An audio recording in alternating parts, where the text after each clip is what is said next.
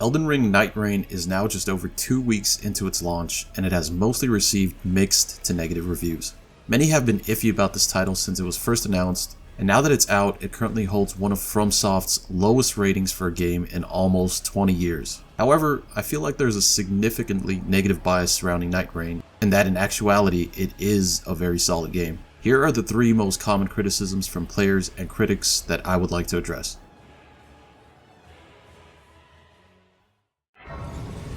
The game's roguelike elements introduce a high degree of randomness in loot and boss encounters.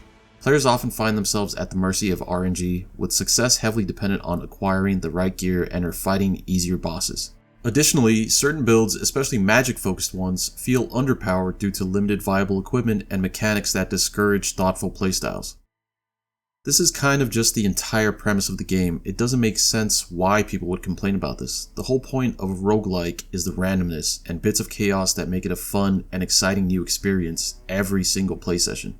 If this isn't the type of game you'd want to play, then maybe just don't play it. Crazy concept, I know. In terms of RNG and character builds, I don't really buy the idea that it is extremely difficult or impossible to be successful unless you have the perfect character builds and items. The fact that some builds are worse than others is not ideal, but it's to be expected. I don't know of any game really where every type of character is perfectly balanced, and you don't have things like top tier and bottom tier characters as well as playstyles. Now with that said, I haven't seen even one person play the Recluse character in over 100 online sessions. The character is pretty underpowered. It seems like she would need some sort of passive or something that would help regen her FP, something other than the underwhelming abilities she has now. The other 7 characters though, I think are all at least viable, and can be successful with a variety of playstyles and builds. So I would have to wholeheartedly disagree with the argument that it takes a near perfect build, good party composition, forgiving boss RNG, etc. in order to succeed at this game. In most cases, you can have a very mediocre party as well as character build and still manage to beat the day 3 boss. Departing from the deliberate pacing of traditional Soulsborne titles, Nightreign imposes a fast-paced structure. The presence of a constantly shrinking fire ring forces players to rush through areas, limiting opportunities for exploration and strategic planning. This design choice has been likened to battle royale mechanics and is seen as undermining the rich, exploratory experience that fans have come to expect from FromSoftware games. Now, it is true that Nightreign is a departure from the usual structure of a FromSoft Soulsborne title. The fast-paced multiplayer session really makes this unlike any Soulsborne game. And that's exactly it.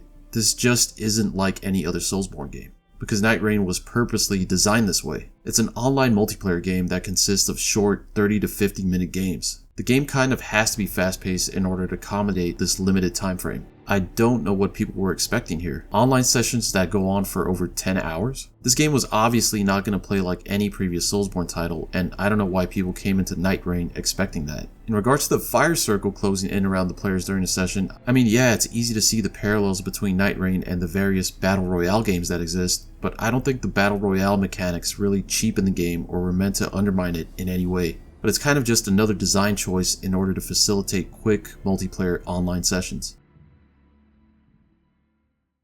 One of the main criticisms of Nightreign has to do with its online cooperative structure. Nightreign's default 3-player co-op sessions for online play has been a significant point of contention. Many were confused about this design choice and wondered about why a 2-player co-op was not made available. Furthermore, while solo play is technically possible, people argue that the game doesn't scale difficulty appropriately for single players, making solo runs particularly grueling. On top of all that, the lack of in-game communication tools hampers coordination with random teammates, leading to frustrating experiences for those not playing with friends. This one is a bit tough. The only thing I can really say about this is wait for more patches maybe? But in all seriousness, the absence of a 2-player mode is only slightly disappointing in my opinion. I can understand why they didn't want to add it in. Personally, I think the 3-player sessions are perfect in a way because it gives you this feeling that you are in this big party of contrasting heroes. Yet it's not so many players that the game would just devolve into utter chaos. Now the single player mode does leave much more to be desired, as the difficulty curve for this is significantly higher than the 3-player mode. Just the absence of teammates drastically changes the way you play the game since you only have 2 chances to beat a boss, as opposed to the more lenient 3-player mode where you have a chance to resurrect your teammates any number of times. So single player does need a lot more work.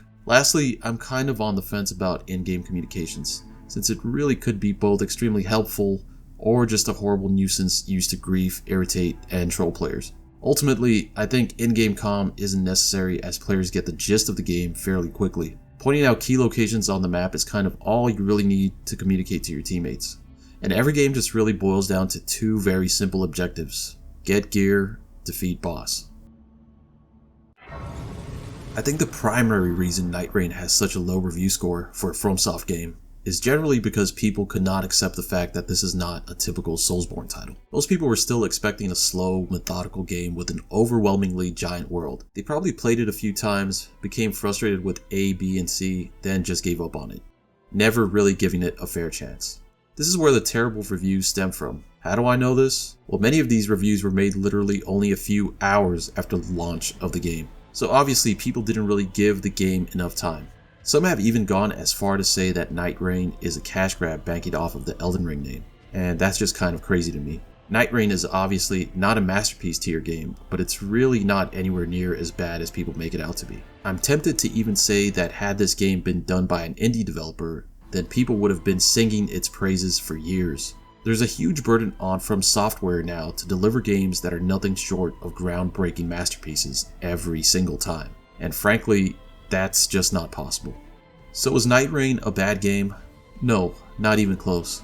For me, Nightreign has been extremely enjoyable to play online, even when I was paired up with teammates that weren't so great. The underlying experience of gearing up with your teammates as quickly as possible to take down huge bosses is an exhilarating and thrilling experience, which personally for me never really gets old. The best part for me was that I actually felt a sense of accomplishment after beating a day 3 boss with 2 complete strangers. Nightreign is an awesome game, and I could see myself sinking hundreds of hours into it.